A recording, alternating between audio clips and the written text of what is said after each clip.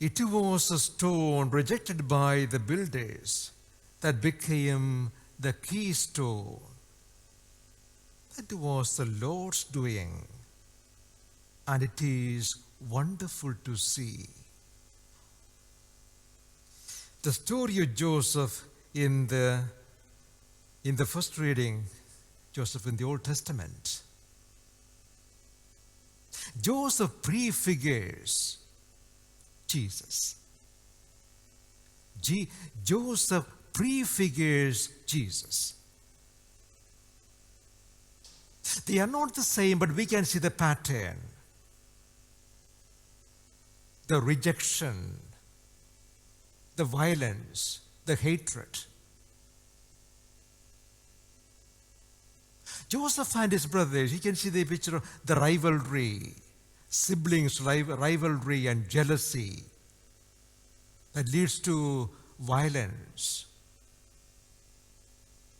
Can you imagine? I think we can imagine what Joseph would have felt when he was in the pit, in the dry well,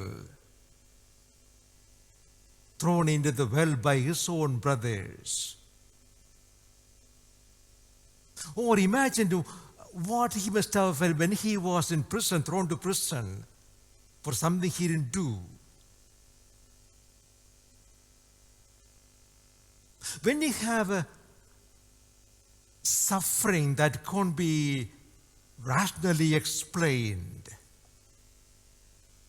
when you have adversity which you can't make any sense of, when you face rejection, a painful rejection, how do you handle it? We all, in one way or the other, we are going to be, in our lives, sometimes we'll face this kind of adversity, failure, rejection, all kind of things. How do we handle them?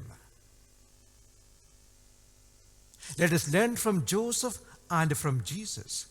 How did they handle rejection? They handled rejection with the forgiveness. But not this too. Joseph had no idea. He didn't know what his future was going to be. Joseph had no idea at all what his future was going to be. That he would be our Redeemer for a nation. Not just for his own family, our Redeemer for a nation. Think about Jesus at the same time. Joseph could not know as a human being what his future would be another day. But the story, it is wonderful for us to see what the Lord did in the life of Joseph. He became the ruler of the land, and everything was in his hands, and he saved the whole country from famine.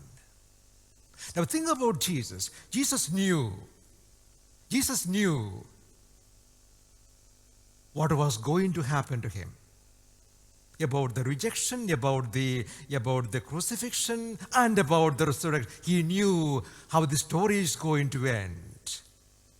But the point is, even if you know how the future is going to be, it won't make your pain of this moment any less. In the Garden of Gethsemane, he agonized over what was going to happen on Calvary.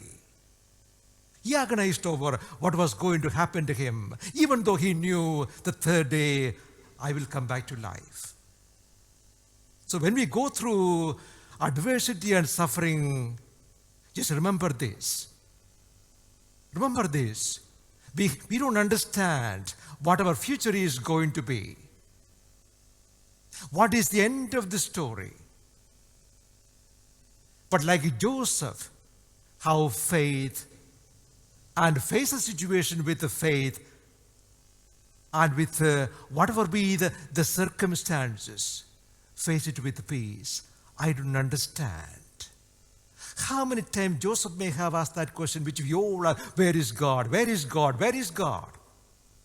I'm in this pit. Where is God? I'm in the jail for something I didn't do. Where is God? We all have that kind of question all the time. Where is God? But learn from Joseph and from Jesus. Not easy, but it can give us some kind of peace and hope, knowing that I don't know the end of the story. The God knows the end from the beginning. He knows the story, so I can be at peace even though I can't make any sense of my suffering this moment. To close, none of us know what our future holds for us. But we do know who is holding our future. We don't know what our future holds for us, but we do know who is holding our future. That's all we really need to know.